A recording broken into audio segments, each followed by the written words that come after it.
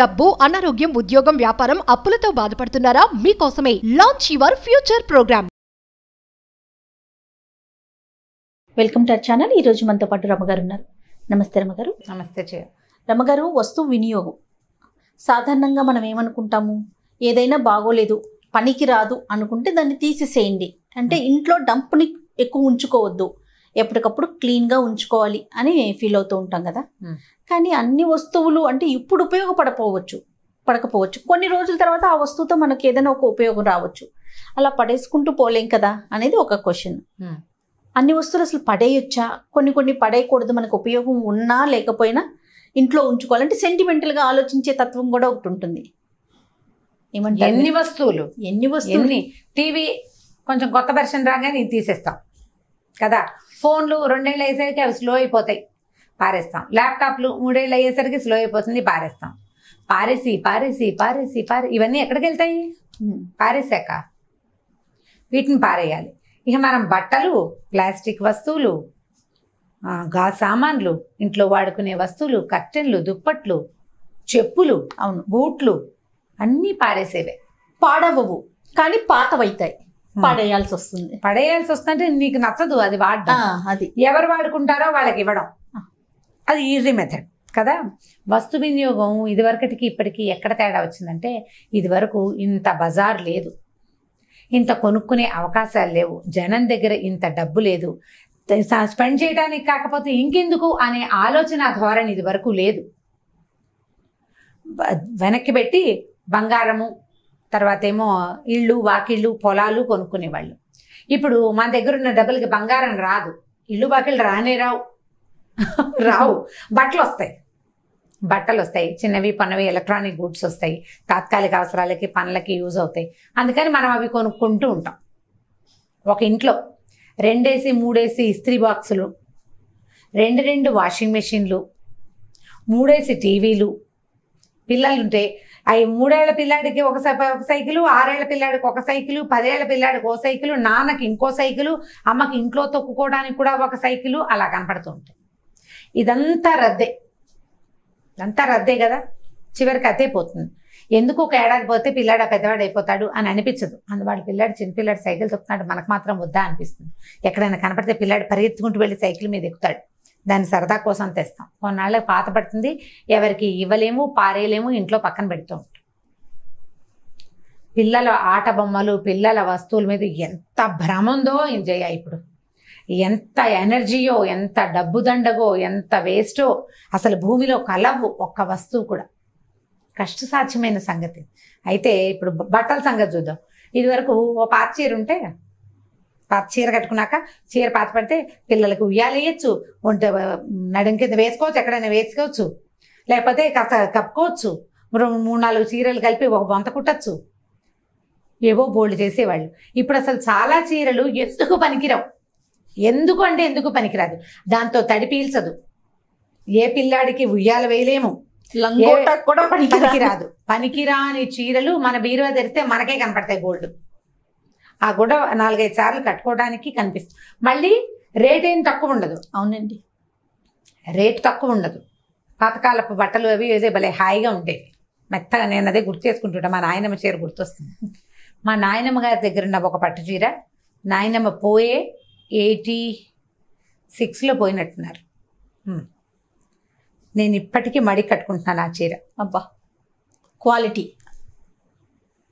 మడికి, నా దసరా మడి వంటకి మా నాయనమ్మ పర్పుల్ కలర్, వైలెట్ కలర్ పట్టు చీరే.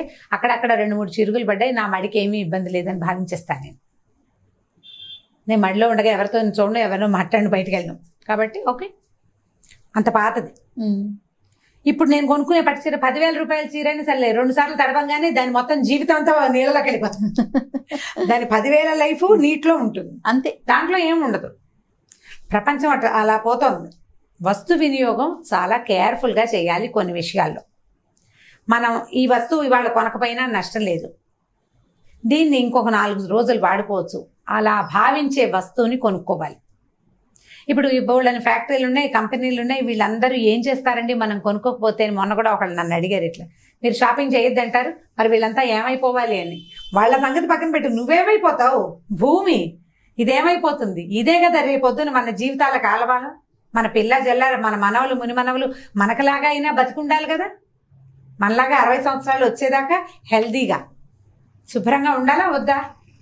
మునిమనవల కోసం కూడా ఆస్తులు సంపాదించి పెట్టే మహానుభావులు ఉన్న మన దేశంలో మునిమనవల నాటికి మంచి గాలి ఉండాలని నేను ఆశించడం తప్పు కాదు కదా. ఇది పెద్ద కోరిక కూడా కాదు.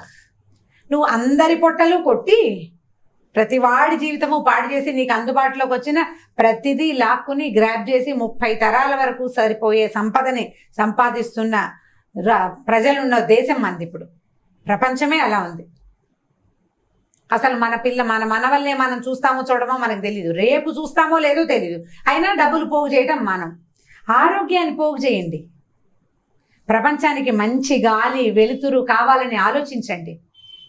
నా పిల్లలు నా మనవలు కూడా స్వచ్ఛమైన గాలిని కొంచెమైనా పీల్చాలని ఆలోచించండి. డబ్బులు అక్కర్లా, ప్రకృతి మీద ప్రేమను చూపించాలి. గాలి కావాలి. వెదవ డబ్బు లేకపోతే పీడ పోయి వాళ్ళ దగ్గర రేపు పొద్దున వస్తుంది. గాలి ఎక్కడి నుంచి వస్తుంది? వాళ్ళు లేకపోతే రేపు లేదే, మనం లేదు కదా, రేపు లేదు, ఇంకా రేపు అసలు లేనే ఉండదు కదా. ఇంకా అందుకని దానికోసం జాగ్రత్త పడండి. మనం వస్తువులు కొనకపోతే ఎవరికి నష్టం లేదు, ఏం పర్వాలేదు. నేను ఒక చిన్న మాట చెప్తాను ఇక్కడ, గుర్తొచ్చింది నాకు. మా మూడో అక్కయ్య కొంచెం మంచి ఇంజనీరింగ్ బ్రెయిన్, చిన్న ఐడియాలు బాగా చేసేదన్నమాట. టూత్పేస్ట్ కొనుక్కొచ్చేవాళ్ళం. అప్పట్లో కోల్గేటో ఏదో కొనేవాళ్ళం. దానికి ఒక అట్ట పెట్టి వచ్చేది, కవర్ గుర్తుందా? ఇప్పుడు కూడా ఉన్నట్టున్నాయి. ఇది వరకు గట్టిగా ఉండేవి చేయ. ఇప్పుడున్నంత టాలాటోలీగా అప్పుడు లేవు. 30 ఏళ్ల క్రితం సంగతి చెప్తున్నాను. కొత్త టూత్పేస్ట్ తీయంగానే ఈ టూత్పేస్ట్ తీసి పక్కకు పెట్టి దాన్ని ఫ్రంట్లో కొంత మటుకు కట్ చేసి వెనకాల ఒక హోల్ పెట్టి గోడకు చిన్న మేకుండేది దాంట్లో పెట్టేది. పిల్లలు బ్రష్లు అందులో పెట్టుకునేవాళ్ళు. అంత స్ట్రాంగ్ ఉండేది, అంత గట్టిగా ఉండేవి. ఎన్ని బ్రష్లు? 4 కదా, 4 బ్రష్లు, 4 టంగ్ క్లీనర్లు. మళ్ళీ నెల మొదలు పెట్టంగానే టూత్ పేస్ట్ అయిపోయింది, పేస్ట్ బయట పారేసేవాళ్ళు. కొత్త పేస్ట్ వస్తుందా, మళ్ళీ ఆ కొత్త ప్యాకెట్ని అక్కడ పెట్టేవాళ్ళు. ఎప్పటికప్పుడు అది కొత్తదే, దాన్ని బయట పారేయక్కర్లేదు. దీనికోసం ఒక కొత్త వస్తువు కొనుక్కురాక్కర్లేదు. ప్రతి వస్తువు ప్రతి విషయము అంతే. బాత్రూంలో ఇప్పుడు మనం బోల్డ్ అని సోప్ కేసులు అవి కనపడుతుంటాయి సబ్బు పెట్టుకోవడానికి. ఈ పిల్లలు కూల్ డ్రింకులు తాగితే అవి వాడు మా అక్కయ్య గారు పట్టుకొచ్చేవాడు మూతలు. ఒక 2 మూతల్ని సబ్బు కింద అంటించి పెట్టేది మా అక్కయ్య, సింక్ మీద పెట్టుకోవడానికి. సబ్బు కింద కంటదు, తడి వెంటనే పోతుంది, అది కింద అతుక్కోదు. Soap case కొనక్కర్లేదు. కేసులో ఉన్న ఏమిటి డిఫరెన్స్? సోప్ కేసు నీకు స్టైల్గా ఉంటుంది, అదే కదా ఉపయోగం. కొన్నాళ్ళకి కేసు అంతా మురిగ్గా అవుతుంది, దరిద్రంగా ఉందనేది పారేసి ఇంకో కొత్తది కనిపిస్తుంది మనకు రంగు, అది కొనుక్కొస్తాం. కొనుక్కు రావద్దు. ఏవేవి కొనుక్కు రావక్కర్లేకుండా సరిపోతుందో అలాంటి లైఫ్ హ్యాక్స్ని ఫాలో అవ్వండి. ప్లాస్టిక్ వినియోగం తగ్గించండి, బట్టలు తగ్గించండి. యూజ్ కాని బట్ట, దీన్ని తుడవడానికి కూడా పనికిరాని క్లాత్ని నేను కొనను అని ప్రతి భారతీయుడు భావిస్తే అవి తయారు చేయటం మానేస్తారు. నేను కొన్ను, సింథటిక్ చీర ఎందుకు యూజ్ అవ్వదు, నేను కొన్ను. ఎవరు కొనరు, ఎందుకు చేస్తారు? ఇంకవి నువ్వు కొనేవే చేస్తారు. నీ దగ్గర ఒక చేనేత చీర ఉందనుకో, దాంతో ఏం చేయకూడదు, కల్పలత అది మన దగ్గర ఉంటే ఎన్ని పనులైనా చేయొచ్చు దాంతో. ఎన్నో. ఇప్పుడు మన దగ్గర ఒక సింథటిక్ ఇంత పీస్ ఉందనుకో, అన్నం మార్చుకోగలమా? దాంతో చేయలేము. దాంతో చేయగలిగే నాకైతే ఒకే ఒక ఉపయోగం ఉంది, ఇప్పుడు రవ్వని అందులో వేసి పిండి అయితే చక్కగా వస్తుంది. అది తప్ప ఏ ఉపయోగం ఉండదు దానివల్ల. ఉపయోగించే వస్తువులని కేర్ఫుల్గా కొనండి. రీయూజ్ చేసుకోగలిగేది, ఎవరికైనా ఇస్తే వాళ్ళు కూడా వాడుకోగలిగే ఆలోచన చేయండి. ఇతరత్రా పిచ్చి పిచ్చి వస్తువులు కొనద్దు. దీని మీద ఒక జాతక కథ ఉంది, చెప్తాను. ఆ కథ చాలా నచ్చింది, దానికోసమే ఇంతసేపు మాట్లాడాల్సి వచ్చింది. అసలు బుద్ధుడి కాలంలో ఆయన ఒక ఆరామంలో ఉండేవారు. అయితే ఈ ఆరామంలో ఉండే భిక్షుకులందరికీ వస్త్రాలు ఉండేవి కదా, ఇట్లా పైన కట్టుకుంటారు కదా వాళ్ళు, ఆరెంజ్ కలర్ది చీవరం అంటారు దాని పేరు. ఒక భిక్షువుకి 3 చీవరాలు ఉండాలట. 3ని మించి వాళ్ళు క్యారీ చేయకూడదు, ఉంచుకోకూడదు, వస్తువులు దాచుకోకూడదు కదా, సన్యాసం పుచ్చుకున్నారు కదా వాళ్ళు. అయితే ఒక బౌద్ధ భిక్షు ఒకరోజు బుద్ధ దగ్గరికి వచ్చాడు. ముని, నా చీవరం చిరిగిపోయింది, నాకు కొత్త చీవరం కావాలి అని అడిగట. అయితే చీవరాలు చిరిగిపోయినాయి, పాతవి 2 అయిపోయినాయి, 3వది కూడా అయిపోయింది, ఇది బాగా శల్యావస్థలో ఉంది. బుద్ధుడు కూడా స్వయంగా తన చీవరం వస్త్రం చిరిగిపోతే కుట్టుకుని కట్టుకునేవాట. ఆయన ఒకప్పుడు రాజకుమారుడు, అలాంటి వాడు కూడా చిరిగిపోతే మళ్ళీ కుట్టుకోవాలి, అది పారేసి కొత్త తెచ్చుకోకూడదు. చిరిగిన దాన్ని కుట్టుకోవాలి. అప్పుడు ఆయన బుద్ధుడు అడిగేట ఇతన్ని, భిక్షు నీ వస్త్రాన్ని ఏం చేసావు నువ్వు అని అడిగితే, మొదట చిరిగిపోయింది, ఏం చేసావు? కుట్టుకున్నాను. తర్వాత ఇంకా చిరిగిపోయింది, తర్వాత బాగా చిరిగింది, కట్టుకోవడానికి వీలుగా లేదు, చాలా కుట్లు పడ్డాయి, ఎక్కడైనా కూర్చుంటే పిగిలిపోతుందని దాన్ని మడతలుగా వేసి పడక కిందకి వాడుకున్నాను. రెండవ ఉపయోగం, మొదట కట్టుకున్నాడు, కుట్టాడు కొన్నిసార్లు, అది ఇంకా కుట్టుకి లొంగటం లేదు, లొంగకపోయాక ఏముంది, దగ్గరగా మడత పెడితే మెత్తగా ఉంటుంది, కూర్చునేటప్పుడు వేసుకోవడానికి కూర్చోవడానికి వేసుకున్నాను, తల కింద వేసుకున్నాను, పడుకోవడానికి వాడుకున్నాను.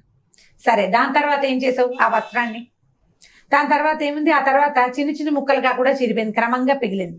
తర్వాత ఏం చేశానంటే దాన్ని తుడుచుకోవడానికి వాడుకున్నాను, నేల తుడుచుకునేవాడిని. నేను పడుకునే చోట, నేను ఆహారం తిన్న చోట నేల తుడవటానికి వాడాను. అంటే నేల తుడిస్తే పాడైపోదు కదా, అయినా ఉంటుంది కదా, వస్త్రం ఉంటుంది. క్రమంగా ఏమైంది, అది మెల్లిగా పోగులు పోగులుగా విడిపోతోంది. వస్త్రం పోలంగా లేదు, పోగులుగా విడిపోతోంది. మరి ఆ పోగులతో ఏం చేసావు? పోగుల్ని సెపరేట్ చేసి నలిపి దీపం పెట్టుకోవడానికి వాడుకున్నాను. దీపాలు పెట్టేసుకున్నాను కాబట్టి నా చీవరం పని పూర్తిగా అయిపోయింది. ఇక చీవరం నాకు అసలు నా చేతిలో కూడా లేదు అని చెప్పగానే బుద్ధుడు అన్నట, నీకు చీవరాన్ని తీసుకునే అర్హత వచ్చింది, తీసుకొని ఒక కొత్త చీవరం అతని చేతిలో పెట్టాడు. ఒక వస్తువు తాలూకు మ్యాక్సిమం యూటిలిటీ చివరి వరకు వాడడం. పిల్లలకి నోట్బుక్స్, పుస్తకాలు ఇస్తామా, నోట్బుక్స్ సగం రాసాక కొత్త పుస్తకం కావాలంటారు. ఇందులో ఉన్న పేజీలని ఏం చేయాలో తెలియదు. ఆ పేజీలను తీసి మనం చక్కగా కుట్టి ఏదైనా కవర్ చేసి ఇస్తామంటే టీచర్లు కూడా ఒప్పుకోరు. కొత్త బుక్ పెట్టు అని వెంటబడే టీచర్లను చూస్తే ఎంత కోపం వస్తుందో నాకు. ఎందుకు కొత్త పుస్తకం పెట్టిస్తారు? 200 పేజీల పుస్తకంలో 70 పేజీలు రాస్తే మిగిలిన పేజీలన్నీ ఎవరు తిన్నట్టు? ఎన్ని చెట్లు కొడితే మనకి పేపర్లు వస్తాయి? ఇది టీచర్లకు పాఠం కావాలని భావిస్తాను నేను. వెనకాల పేజెస్ ఉన్నాయి, చక్కగా పిన్ చేసి వాడుకోండి. దానికి క్లాస్మేట్ అట్టే ఉండాలా? లేకపోతే కుదరదు. పేపర్ కదా నీకు కావాల్సింది, అంతే కదండి. ఇలా పిల్లలు చేసే చిన్న చిన్న పనులు, ఇంత పెన్సిల్ ఉంటే ఈ పెన్సిల్ వదిలేస్తారు, ఇక మళ్ళీ ఫుల్ పెన్సిల్ కావాలి, కొత్త పెన్సిల్ తీస్తారు. ఆ వినియోగాన్ని మాన్పించండి. ఈ కథ చెప్పండి పిల్లలకి.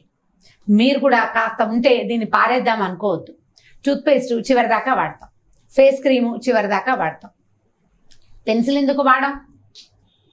నా దగ్గరికి కృష్ణ వచ్చేవాడు, మనం కొన్ని వీడియోలు చేసేవాళ్ళమా, వాడి దగ్గర ఇంత బుజ్జి బుజ్జి పెన్సిల్ కూడా ఉండేవి. దీంతో ఎలా రాస్తావురా అంటే, ఏముంది రెనాల్డ్స్ పెన్ ఉండదా, దాని క్యాప్ అని వెనకాల పెడితే రాసుకోవచ్చు అని చెప్తుండేవాడు. ఎంత తెలివైన ఆలోచన కదా. చిన్న పెన్సిల్ పారేసేవాడు కాదు వాడు. మన ఇది వృత్తలేఖన ఉంటుంది, దాంతో గీసుకోవడానికి ఆ చిన్న పెన్సిల్ బాగుంటుందని వాడు అట్ట పెట్టుకునేవాడు. పిల్లల్లో ఈ ఆలోచనని ఎంకరేజ్ చేయండి. వృధాగా వస్తువులు కొనద్దు. ఒకటి ఉండగా రెండోది తేవద్దు. పండగలకి 10 8 బట్టలు కొనేసేయద్దు. ఆ తీసుకున్న బట్ట ఇంకో పనికి కూడా యూజ్ అవుతుందా లేదా అనేది ఆలోచించండి. కాటన్ని ప్రోత్సహించండి, కాటన్ని ప్రోత్సహించండి. ఇప్పుడు కాటన్ బట్టలు తొందరగా మురికైపోతాయండి, మిగిలిన అవేవో మురికి అవ్వవు అంటారు. మురికి చెయ్యకుండా ఉంచే ప్రాక్టీస్ చేయండి. మురికి కాకుండా ఉండాలి.